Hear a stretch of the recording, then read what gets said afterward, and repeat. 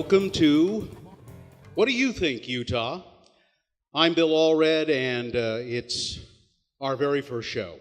I'll moderate tonight's discussion about the air that we breathe, or try to breathe sometimes here along the Wasatch Front. First, just a little bit about the program. This is the first in what we hope is a series of monthly discussions about topics that matter to you. And during these discussions, we want to promise you a few things.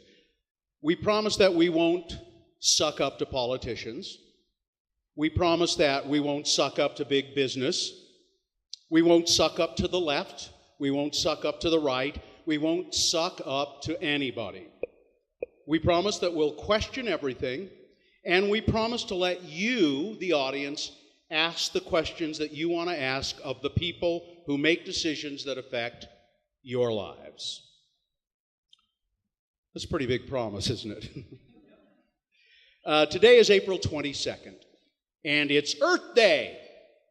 I know, you thought you'd missed it. Well, you didn't. Today is Earth Day. But you knew that, didn't you? Thank God you didn't miss it, right? But do you really know what Earth Day is, any of you? If you don't, you're not alone. We took a camera out on the streets of Salt Lake City just a few days ago, and we asked people, what is Earth Day? And here's what we found. Go ahead, Corey. Heard of it? Yeah, heard of it. Earth Day. Ooh. Be kind to Mother Nature and our Earth. I don't have a good answer for that one.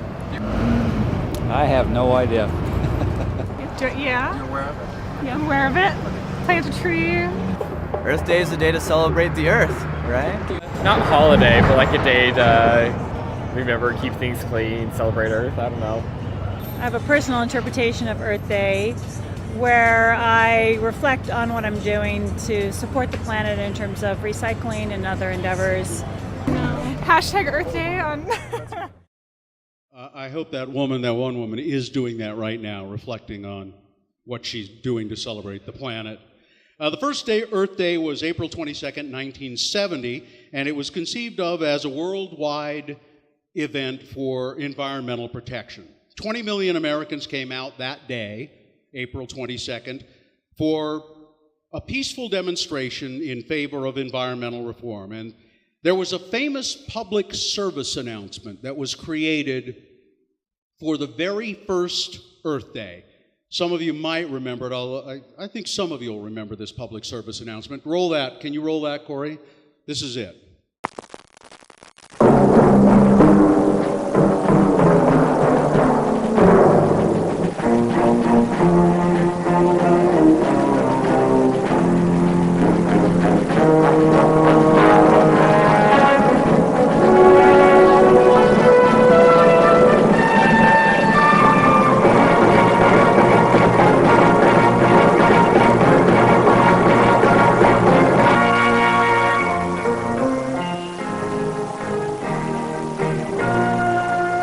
Some people have a deep, abiding respect for the natural beauty that was once this country. And some people don't. People start pollution. People can stop it. It's the famous, I know it's a little grainy, it's an old PSA, the Crying Indian PSA, Iron Eyes Cody, he's crying at the pollution of the earth. And the smokestacks are billowing smoke into the air. By the way, that guy, Iron Eyes Cody, he wasn't a Native American at all. He was actually of Sicilian ancestry. He was born in Louisiana. But he went around the country, told everyone he was a Cherokee, and he was in a lot of movies. And he was actually honored, I think, in later life by the Cherokee tribe. For all the great work he did for Native Americans. So that was a PSA created for the very first Earth Day. And we're going to talk a little bit more about Earth Day. I want to introduce our first guests. First of all, we're going to introduce Bruce Baird. Bruce is a prominent real estate and litigation lawyer in Salt Lake who's also been politically active for several years in the Democratic Party as a candidate for United States Congress. When did you run for Congress? 84. Back in 1984, and also Utah State Senate. He's also managed and been on the senior staff campaigns for Governor, U.S. Senate, U.S. House of Representatives, Salt Lake Mayor, Salt Lake County Commission, and other elected offices. Bruce is a lawyer who appears frequently before cities, towns, and counties, written a lot of columns and articles, and was also on Channel 4's Van Oker Group with me and our next guest, and also on other political talk shows, including Channel 2's Rod Decker, and before that on Fox 13. Our next guest is Dave Owen. Dave is best known for being able to talk about just about anything. Dave is typically works in support of lobby or campaign teams. He's ghostwritten dozens of opinion pieces on a variety of public policy issues.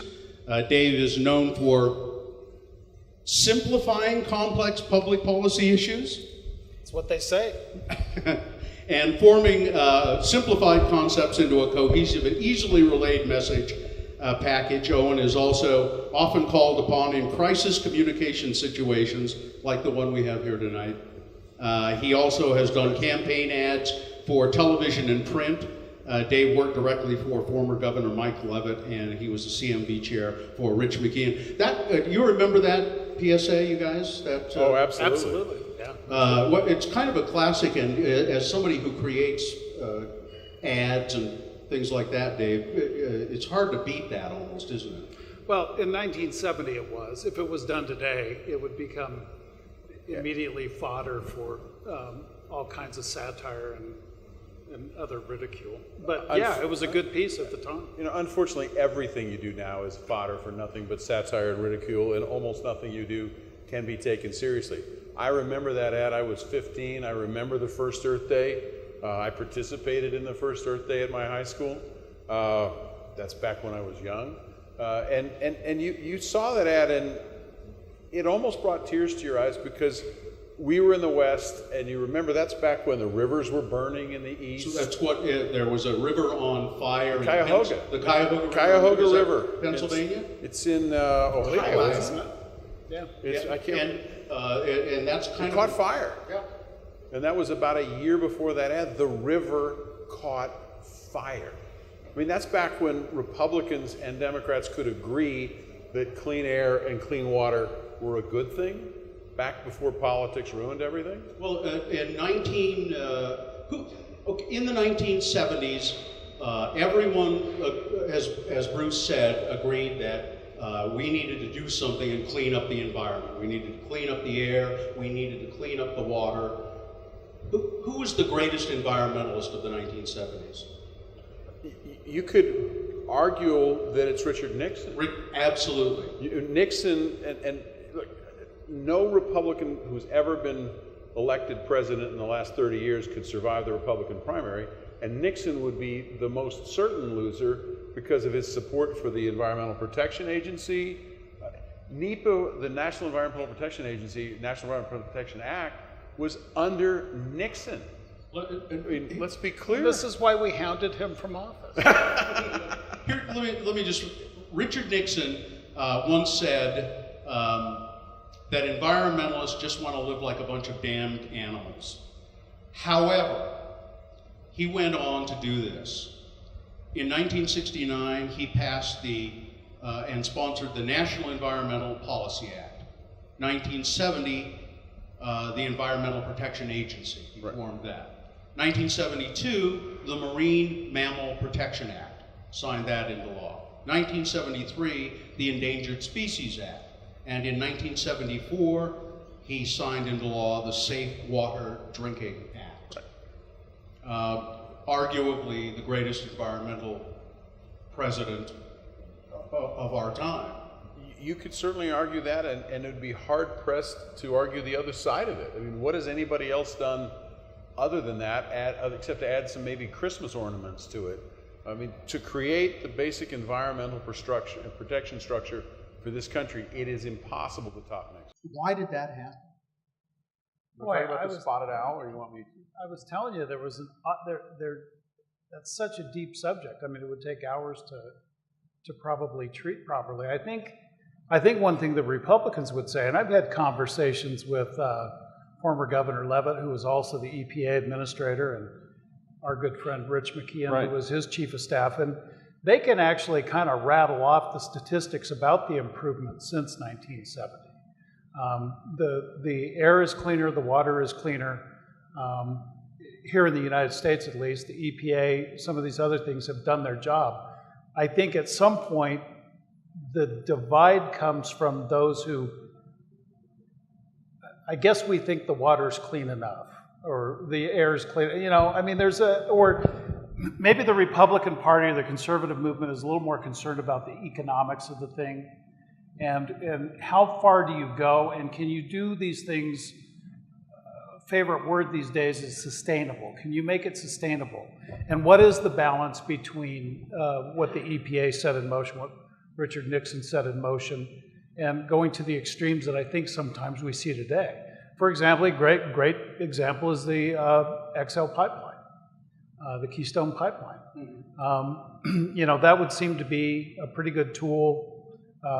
Certainly everybody agrees that pipelines are cleaner and safer than trains or trucks, but there is a segment that wants all fossil fuels to remain in the ground. I would say that that's pure fantasy. It simply is not something that we can do. So somewhere along the line, it did become a political football, push me, pull you, and the Democrats on one side. I think everybody, you know, we all go to our corners these days and get very extreme very quick. And I hate to agree with Dave, but you do have the echo chamber effect of both sides. You're either for me or against me, and if you're the least bit reasonable down the middle, you get crucified by both sides. I mean, you can make arguments on both sides of the Keystone XL pipeline. It's utterly useless in terms of energy, but it's become a symbol and a litmus test. And the problem is, right now, the politics of America is pure litmus test. You're either 100% against me or you're 100% against me. You're for me. The phrase in philosophy is called Manichaean dualism. You are either on the side of the angels or you are on the side of the devil, and there's very little room for rationality. Take a look at what the votes were back then. I don't have the votes, but if I remember correctly, the Clean Air Act, the Clean Water Act, NEPA, etc., they passed with almost pure bipartisan support. I don't think there's anything close to that. But you couldn't run a bill through Congress now supporting motherhood, apple pie, and Chevrolet, as the old saying goes, that would get anywhere near as much support, because it's just become a shooting gallery, and we're so polarized. I think in the 1970s, 1960s, 1970s, there were massive social shifts, massive political shifts. But the other thing that was happening, if you think back, when was the real mega industrialization of America? It really happened in the run-up to World War II. Right. It carried on through the era of prosperity in the 50s. And I guess what I would say is, once you've had that much sustained prosperity over 20, 25 years, now the bills start to come due. DuPont, all the bad actors at that time, the messes were cleaned up for years, for decades after. Up until that point, there hadn't been that regulation, so the 70s was the period of awakening. Had to clean up the and messes. Saying we're going too far here. And it's interesting to me because in talking with, again, I hate to, Rich, I wish you were here, Rich McKeon, he was a representative of the United States government in certain talks having to do with food safety and such with China.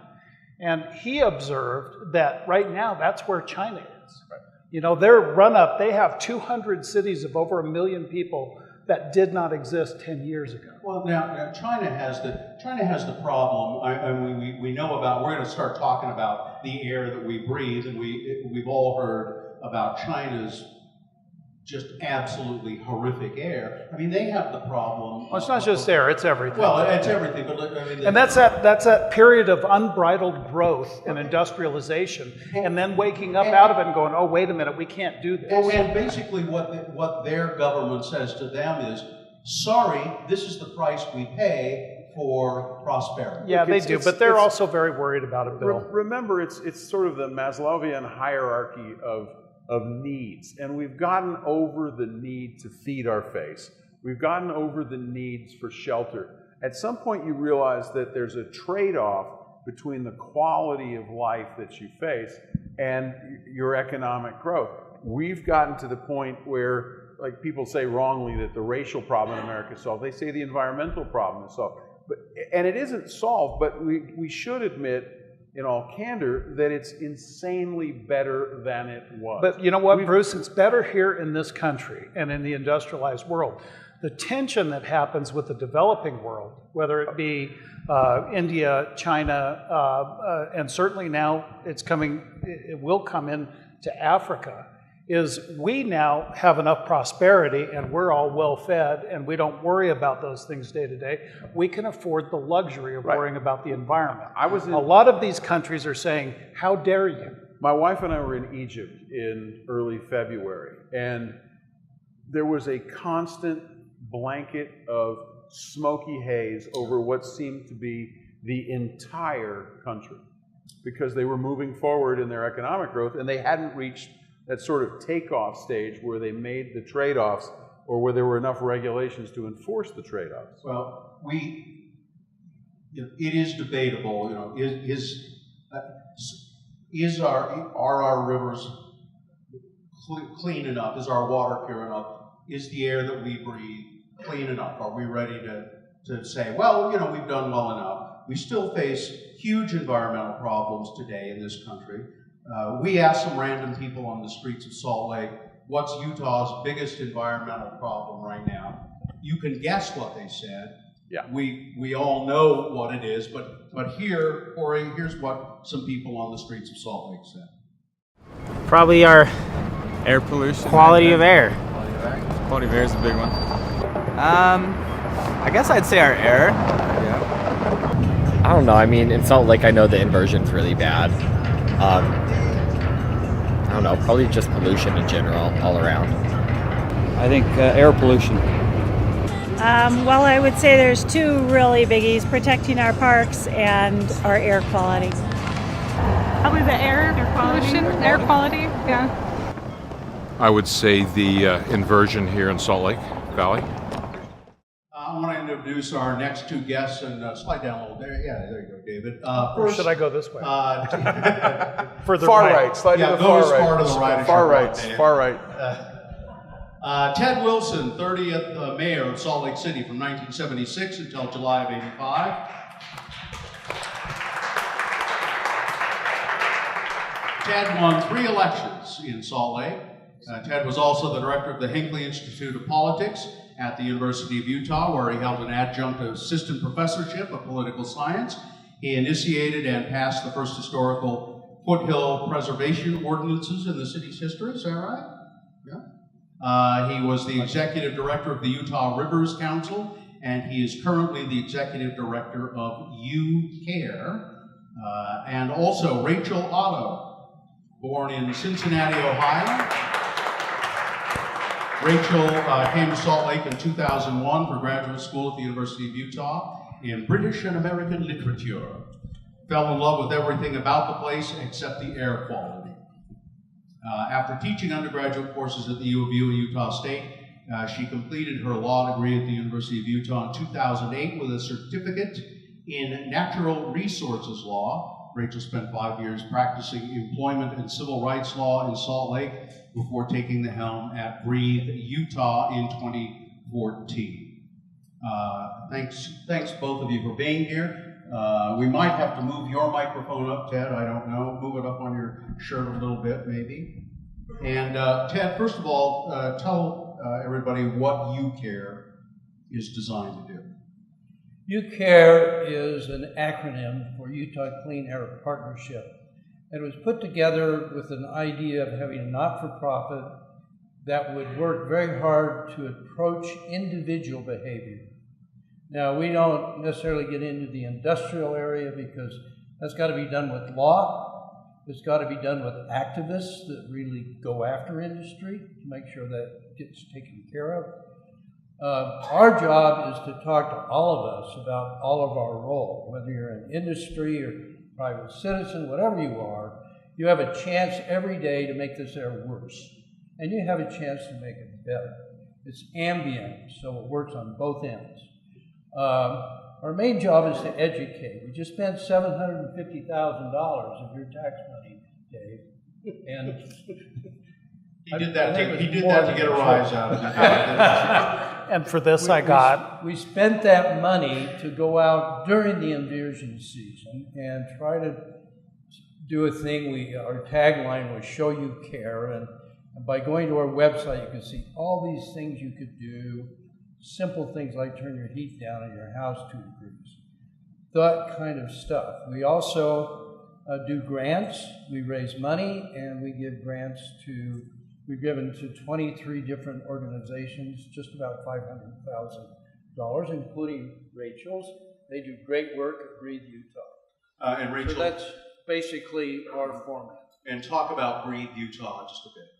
Sure. Breathe Utah was formed in 2010 to be a more moderate voice in the air quality conversation. And we focus mostly on education, K through 12, and also just community education at large, with a side of policy and advocacy work. Now, by the way, if any of you have any comments that you want to make or questions you want to ask during this, there's a microphone over there. You need to go over to that, and please do. If I see someone over there, I'll get to you, but you have to go over and stand at that microphone. Don't be timid.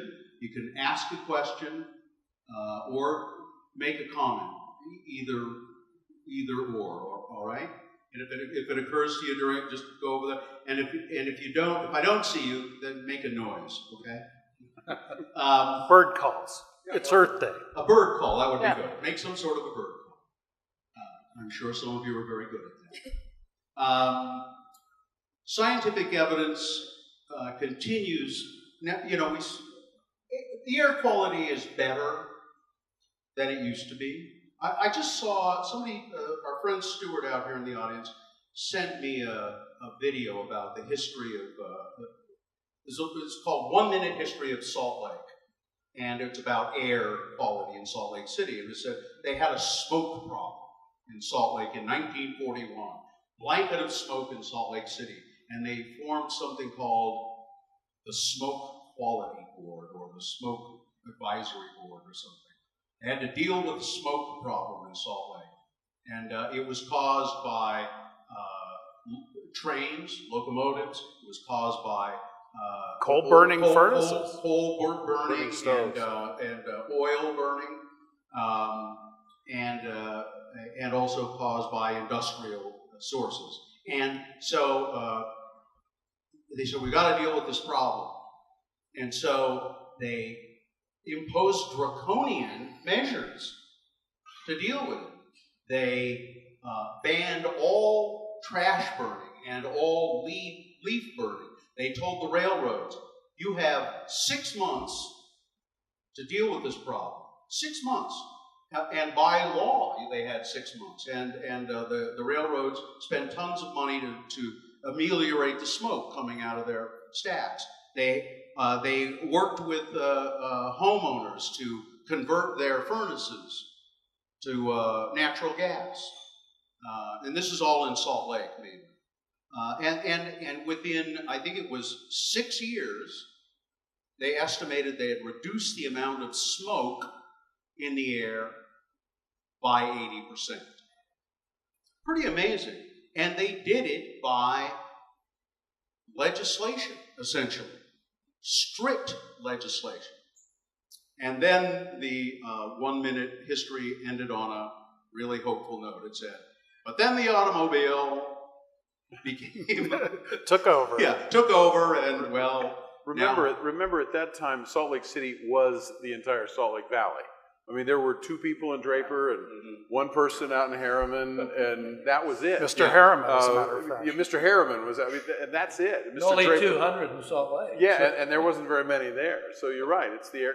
And the current problem with pollution something like half of the pollution in the valley is automobile pollution. So now it's automobiles, and the problem has become horrific, and the evidence is pretty clear that the kind of inversion and pollution we have causes not just asthma problems, but it causes stillbirths, and I talked to a guy from IHC, and you were there, Ted, from IHC, who says that the evidence is pretty clear that it causes autism.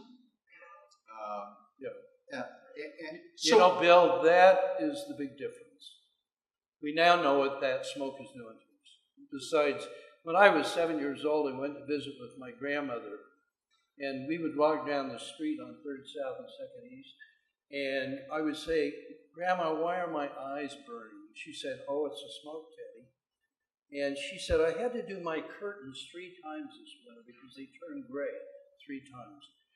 But now we know, we've got Dr. Mensch telling us continually some of the effects, it's real. We've got Liz Joy over at IHC talking about it. We've got the university professors talking about it. Now we know the problem. It's inconceivable we can keep doing what we're doing." So what trade-offs, how much more evidence do we need before we take major steps to clean Bill, this up? I don't think we need any more evidence. I think that I think that this issue even had the attention of the Republican legislature this last time around. The question becomes, what in the world do you do about it? Because here's what happened. KUED a few years ago did a wonderful show, Salt Lake in the 40s. I don't know if anybody ever saw that, a couple hours. Great show. And they did a big section on that whole coal burning and how every spring cleaning was cleaning the scum off of your house and out of your house from all that particulate matter. And so things did improve, but at that time, if population was here and technology was here, and they brought technology to here, well now, our technology is way out ahead, but our population's grown with it. And I was fascinated a couple of years ago. This last one, you guys probably didn't have as much business because this last winter was pretty good. But 3 years ago, I remember it was just awful. And one of the worst years I remember 13. In Salt Lake City. Yeah. And I was walking my dogs one evening and listening to Doug Fabrizio's program. And not familiar with him. Yeah, I don't know. It's some single watt station somewhere. And it was the rebroadcast in the evening. And they were talking about the issue because it was top of mind with everybody. And Dr. Mensch was on, and he was talking about, well, we need to do the California engine standard and emission standard, all this kind of thing. And forgive me if I'm wrong, but I think it was Judy Fays at the Tribune, who, at least in my mind, is pretty environmentally oriented. And she came on the program, and she said, oh, well, that's all really nice, but it would do absolutely no good. And then she proceeded to explain that the real problem here is topography. And the fact is, we live in a basin that gets cold. And we now have, I don't know what the population exactly is between, what is it, Bruce? I mean, 900,000 in the valley. In the valley. It's and then if million 5, million 8, somewhere in there. Between northern. On my way here tonight, I live up in the Foothill area, and I was coming down on Foothill Drive, and then it turns to 4 South or whatever. They're by the university, and I was just looking at the line of cars stacked up at every stoplight, and luckily I was going the other direction, so I made it, but they were all heading for the freeway. And I really think we have to ask ourselves, what is realistic? Well, you bring up. And this is why my oldest son, by the way, has branded me a libertarian nihilist, and this is why. You bring up a couple of things that I want to address. First of all, you made the ridiculous statement that the legislature that just... No, I said it had their attention. I didn't say they didn't seem to at all. I mean, they didn't do anything. No, but can I say a little bit more about that? The fact is, look, I think everybody understands. They did. And I think Ted and Rachel will tell you this. I mean, I think we all understand that this air problem is going to start limiting us in areas where even Republicans care about it. It's the number one issue that's retarding economic growth in the state of Utah now that we've solved the gay rights issue. There are companies that will come here in January, turn around and head back out. You talk to their site selection managers, and I'm in the land development business, and you talk to people, and when they come here during the winter, it scares the hell out of them. But there's a major disconnect, right, between this knowledge and what people are actually willing to do. I mean, everybody knows that it's a problem.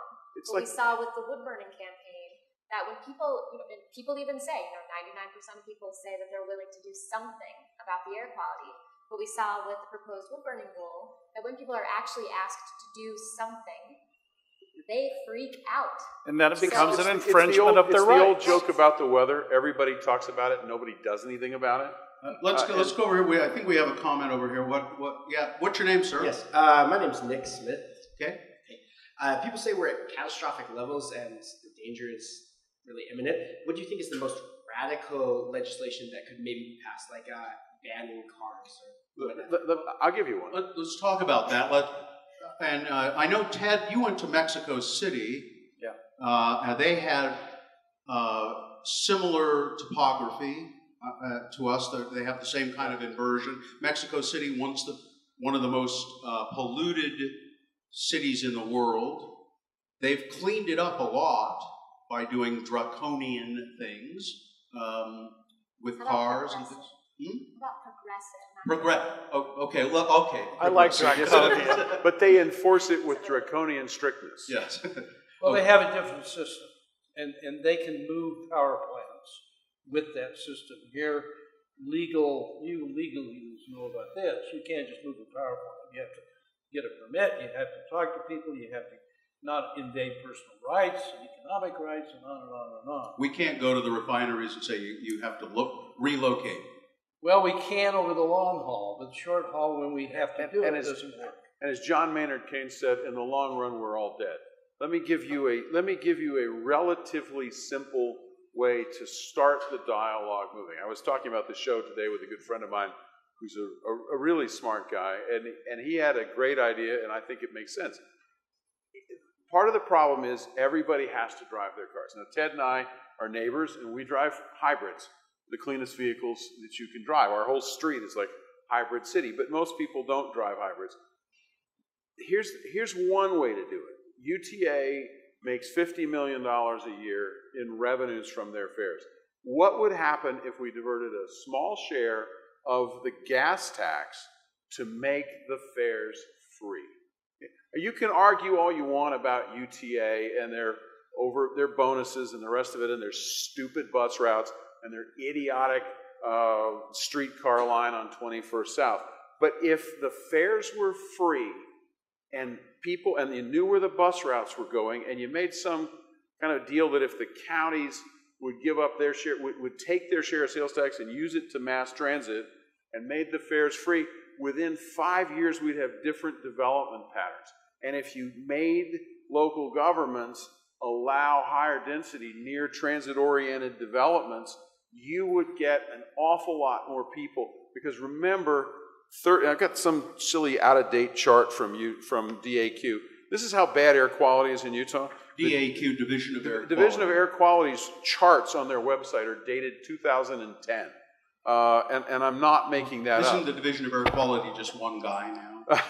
Well, look, the director, Amanda Smith, of the Division of Environmental Quality is good. But Amanda's a very good person. She's trying hard. But the green share, this is the summer sources of air pollution, the green share is cars.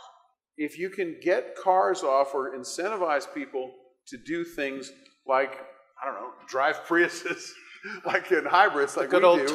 Toyota Pius. Yeah, it's a Pius. I understand. Look, we all saw the South Park. Okay, let me ask you a question. How many pounds of copper are there in a Honda Pius? Look, I understand. Look, the most... How many pounds of copper are in a Dodge 350 Ram Charger? Look, here's the answer. The question is this. The answer is a lot more in the Prius. True. So when you look at these things net, you feel really good driving that.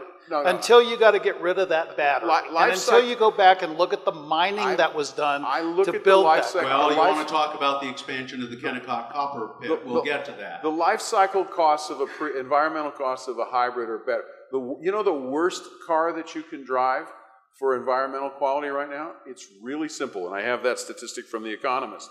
It's a pure electric car powered by a coal-driven power source, or the second worst is an electric car powered by the average United States power mix. Which is why the legislature undertook to bar Tesla from Utah. No, it's not. No, it's not. That's because it was out of environmental concern. All right. No, now you're just getting ridiculous. Let's go here. What's your name? Nancy. Go ahead, Nancy. Okay, this question is for Ted. Question from the audience. What do you think would be the impact of Tier 3 fuels on our air quality? Well, Tier 3 fuels is an extension of the Clean Air Act. Can you explain to everybody what that is? When the Clean Air Act passed, they put up 3 tiers. First tier's been completed, cleaned up a lot of stuff, catalytic converters, more efficient engines, and so forth. Tier 2 is pretty much completed now, and again, our cars got cleaner. Tier 3 involves a serious sulfur reduction, but it has to have specialized refining, and it also has to have a car that will come up to full standard. It'll take 10 to 12 years to change over the fleet, take care of the car. As far as the refineries go, we have small refineries here. Most of them are owned out of state by national companies.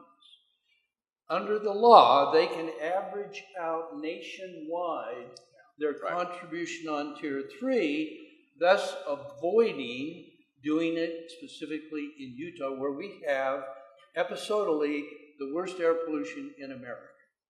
So now, let me just finish one thing. The governor's gone out and met with those executives. He's done some spade work with them.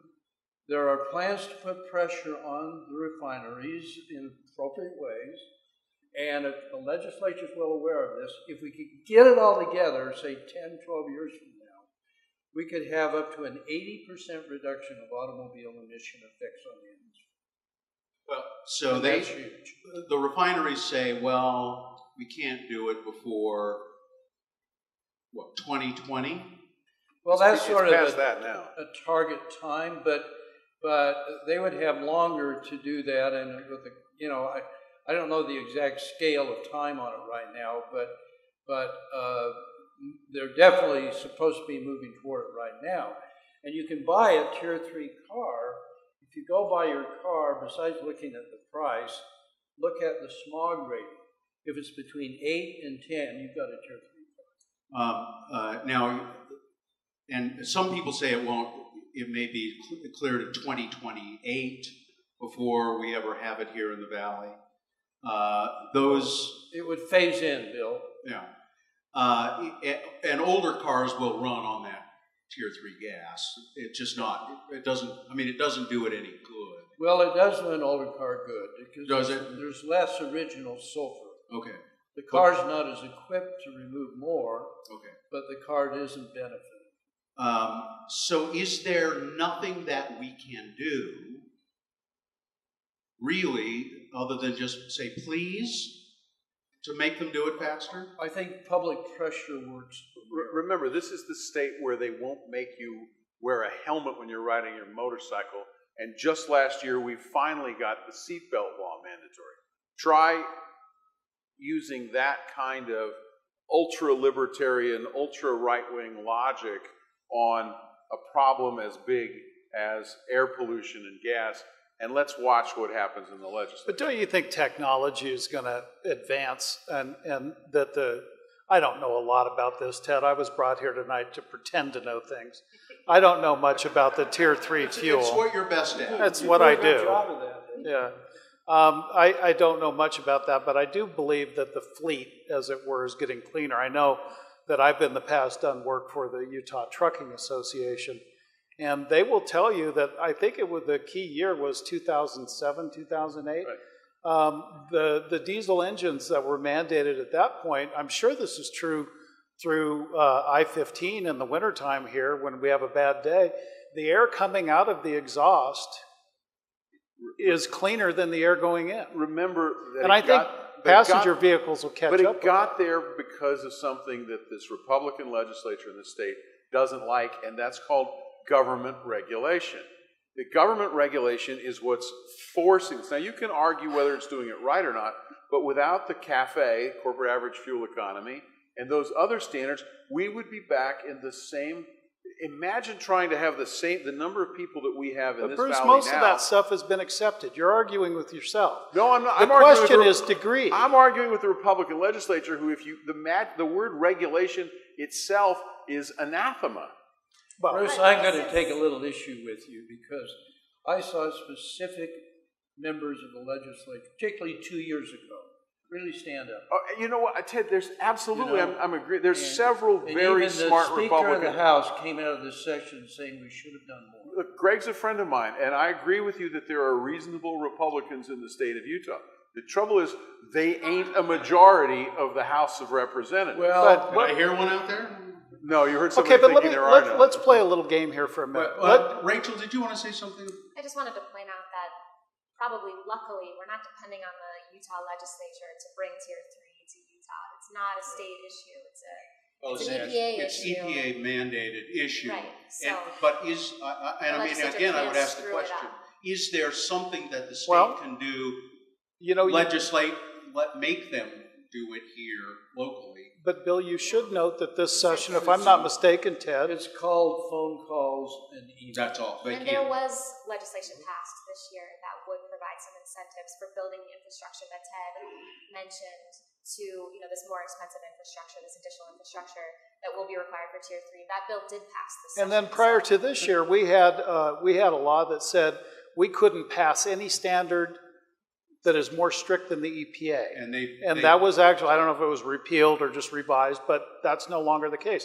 I think it does have people's attention. And you know what? We don't have to argue about philosophy or high ideals. I think it's a pocketbook issue for this state. They did that again, let's make that clear. The legislature did that this year. They said, we have to follow the EPA standards. Well, they've had to do that by national law, but now we can we can exceed them. We can exceed them. Right. Yeah. Okay. Yeah. Let's go. We won't, but... Yes, thank you, Bill. My name is Tim Wagner. I'm the Executive Director for Utah Physicians for a Healthy Environment. And this is a great discussion. There's already a lot of really cool things being talked about here that we all need to do and work on. My organization works on a lot of these things, including trying to increase mass transit, addressing the wood burning issue, Tier 3 gasoline, commenting on refinery expansions, all these things we are doing, like Rachel's group and other organizations as well. But there's, from a larger picture and a bigger perspective, there's one part of this discussion that's not occurring, and that is Utah's love affair with fossil fuels. Now, I'm not going to stand up here with some idealistic diatribe and say we got to get off fossil fuels today. That's unrealistic. I know that as well as anybody.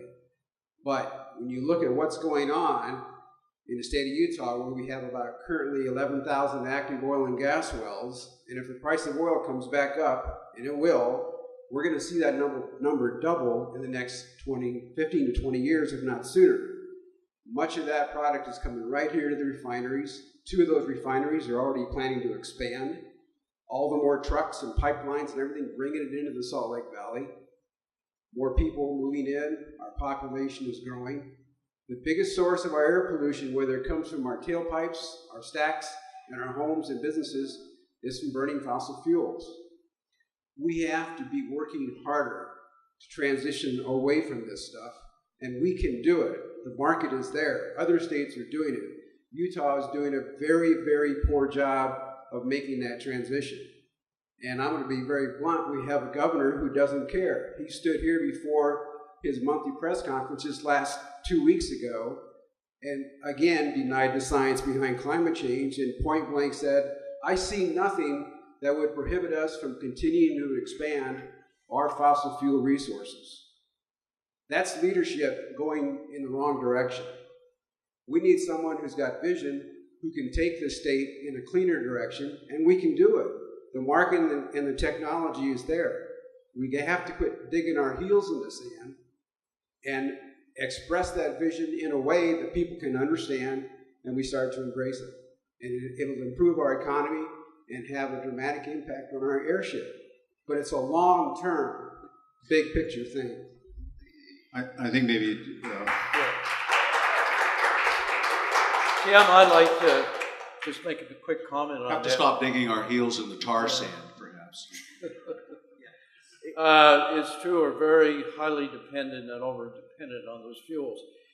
If we could balance the economic scale, and if we could assign the external costs to coal, to oil, and other fossils, we would all of a sudden see an even bigger opportunity in solar and wind.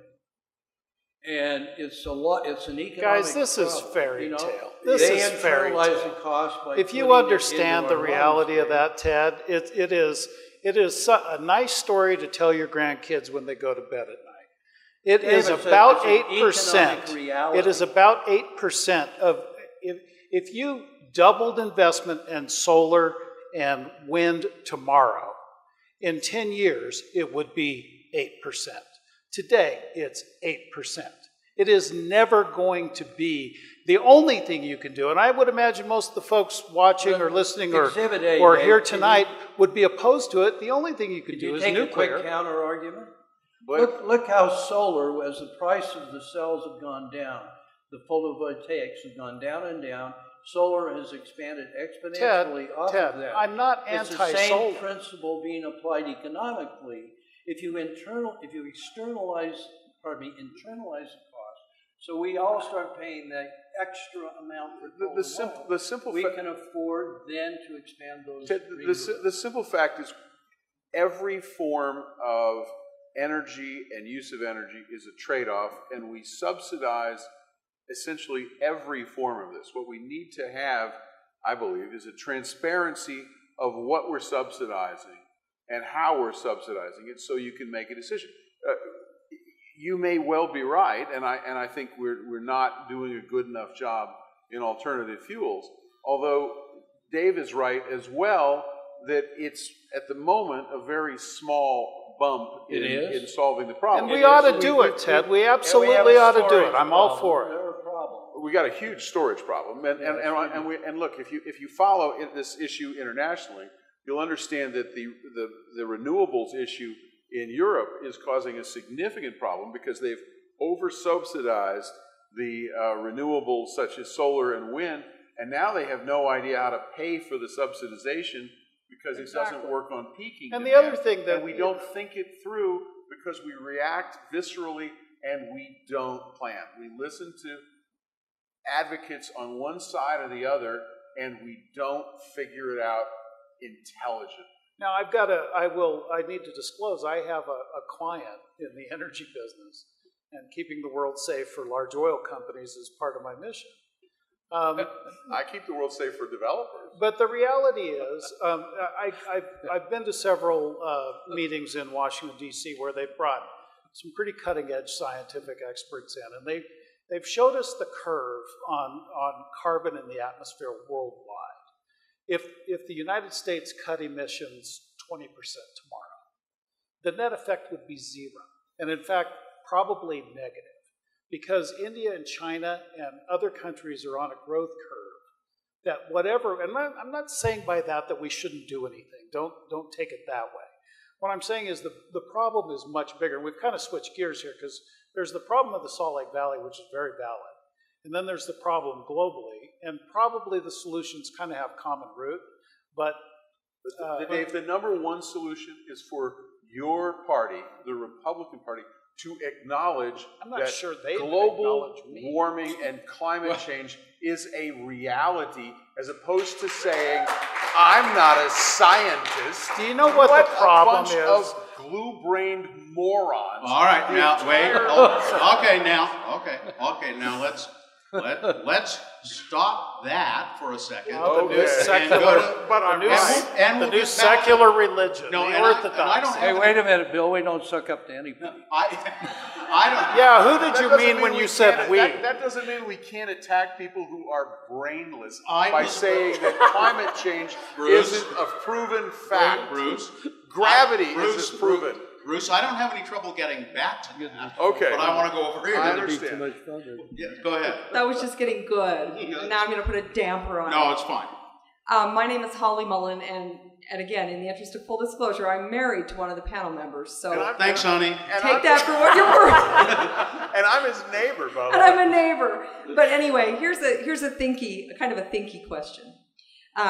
So we saw the ad, the old ad, the Earth Day ad of the Native American crying at the filthy rivers.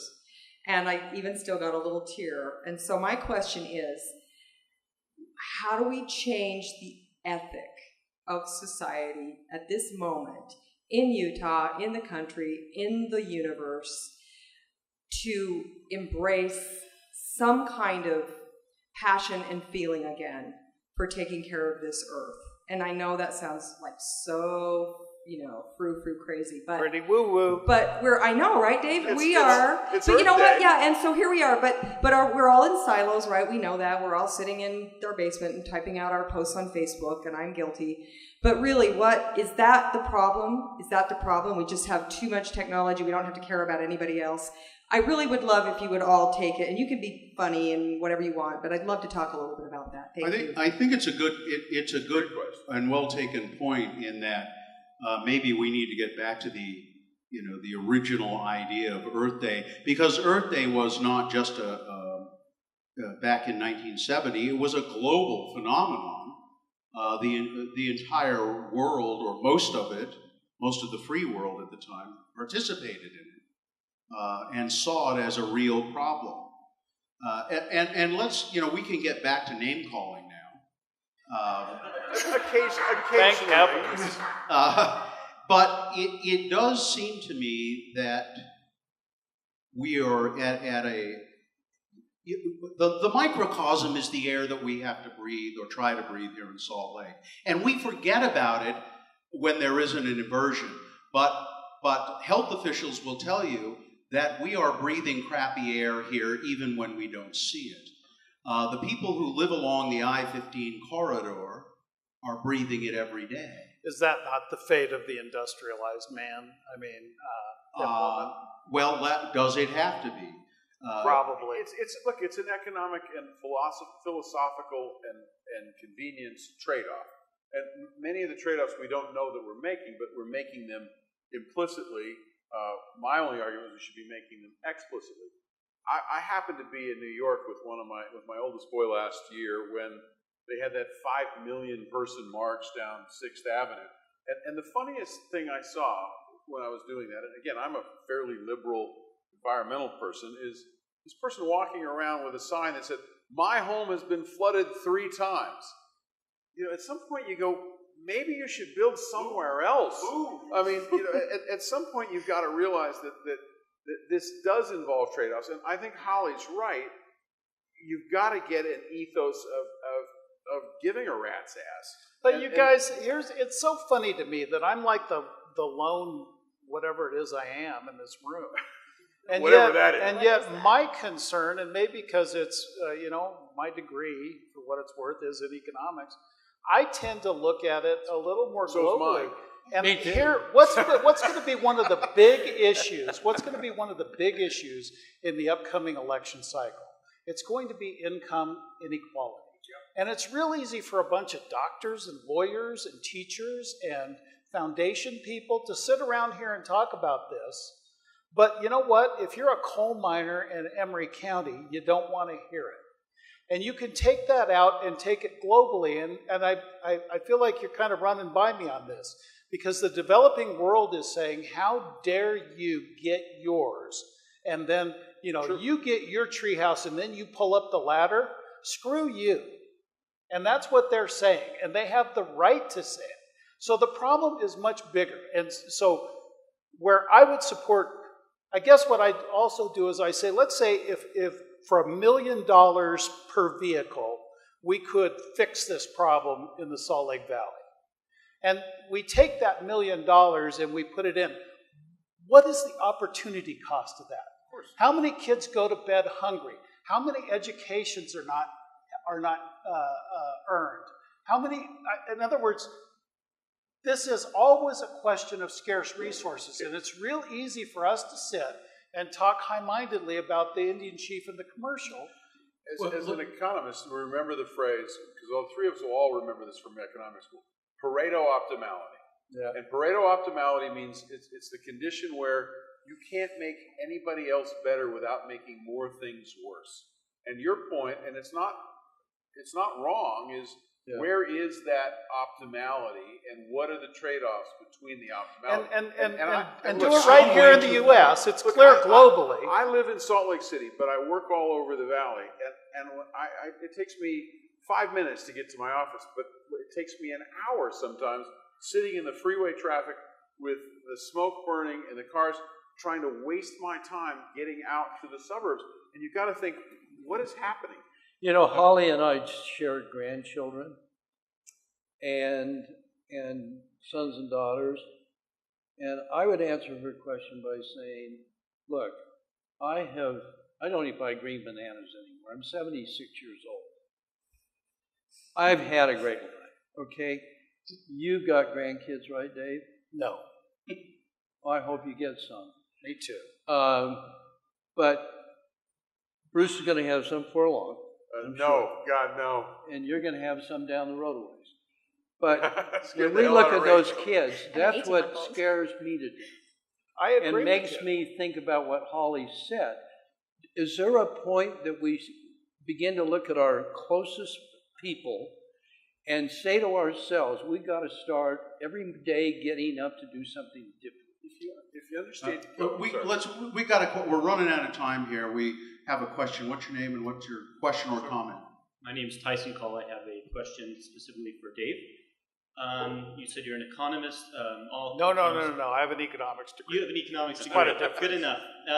Most economists are familiar with the term the tragedy of the commons, whereby all people think they are the exception, that they are somehow special, therefore they have, for instance, it doesn't matter if I drive my car or if I burn trash, and meanwhile everyone's thinking they're special.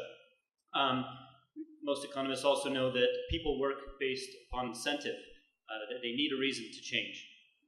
What, in your personal opinion, with your personal leanings, be whatever they may be, would be the most compelling incentive to drive people in Utah to change, legislative or otherwise? Or disincentive. Don't forget there's incentives and disincentives. Boy, that's a tough question. You know, I've been sitting up here thinking two things that I'm going to confess tonight. Number one, the individual health insurance mandate really was a product of the Heritage Foundation. It was a conservative idea, as was cap and trade. And I remember studying it. There were a couple of guys, a couple of economists called Baumel and Oates. And they wrote extensively on the notion of cap and trade, where capitalist inducements would be used to improve the environment. Now, somewhere that's got lost in the shuffle, and we need another hour to be able to go with where I think it went. We've only got about 30 seconds. And I've got to go. But, let's talk after. But cap and trade didn't work in Europe because they tried it and then they underpriced the tradable credits. I mean, George Will said it years ago. You open up that Pandora's box, you're going to find a lot of little Trojan horses inside. All these things kind of follow along those lines. That's one of the problems. We're out of time. Yeah. I'm sorry. Just when I was going to solve the problem. Let's do a 2-hour lunch. Next month we'll do a 2-hour one. Thank you all for being here. I want to thank everybody who participated in the program. We can continue the discussion. We do have a website. It is thinkutah.org. We have a Twitter. You can find us on Facebook. Just What Do You Think Utah? Twitter is at Think Utah. Thank everybody for coming. Thanks, Ted Wilson. Thank you, Rachel Otto. Thank you, David Owen. Thanks, Bruce Baird. Thank you, our technical director and social media guru, Corey O'Brien. Thank you, producer of the show, Dylan Allred. Thank you to Mike and John and everyone here at 50 West Club and Cafe. Thank you to Dan Balmas and the Utah Foundation. Our next show, we're going to do one next month on May 27th.